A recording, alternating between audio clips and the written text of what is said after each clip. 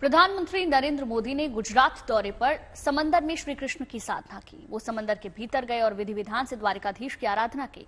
समंदर में समाई द्वारिका नगरी के दर्शन किए और समंदर के भीतर श्री कृष्ण को मोरपंख भी अर्पित किया। पूजा पाठ के बाद पीएम जब बाहर आए तो उन्होंने कहा कि उनकी इस आराधना में साहस से ज्यादा श्रद्धा थी।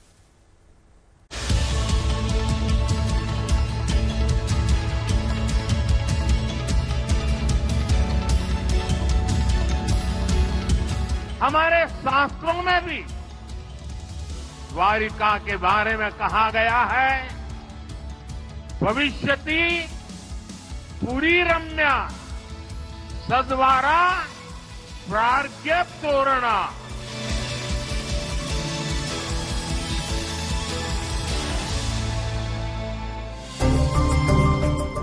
समंदर में पीएम की कृष्ण साधना। नरेंद्र मोदी ने की श्री कृष्ण की आराधना।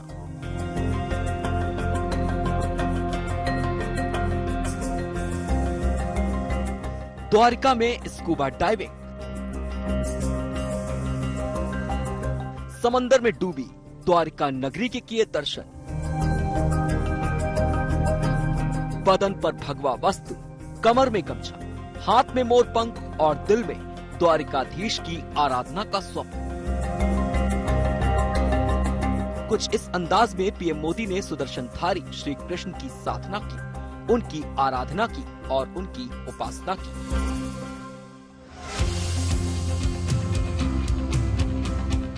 कहते हैं कि भगवान श्री कृष्ण ने जो द्वारिका नगरी बसाई थी वो इसी समंदर में डूब गई थी। इसीलिए समंदर के भीतर जाकर पीएम मोदी ने द्वारिकाधीश की अर्चना की। पीएम मोदी ने पानी के अंदर द्वारिका नगरी को श्रद्धांजलि अर्पित की।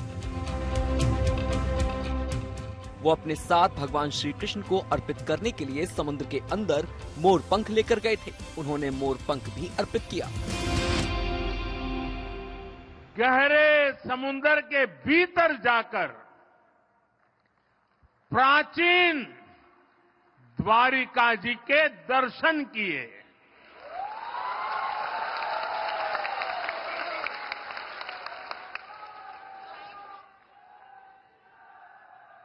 पुरातत्व के जानकारों ने समंदर में समाई उस द्वारिका के बारे में काफी कुछ लिखा है।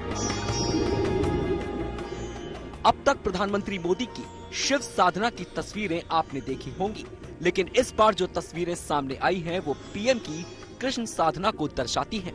तस्वीरों में आप देख सकते हैं कि कैसे पीएम मोदी श्री कृष्ण की भक्ति में पूरी तरह लीन दिखे। अनेक वर्षों की मेरी वो इच्छा आज पूरी हुई।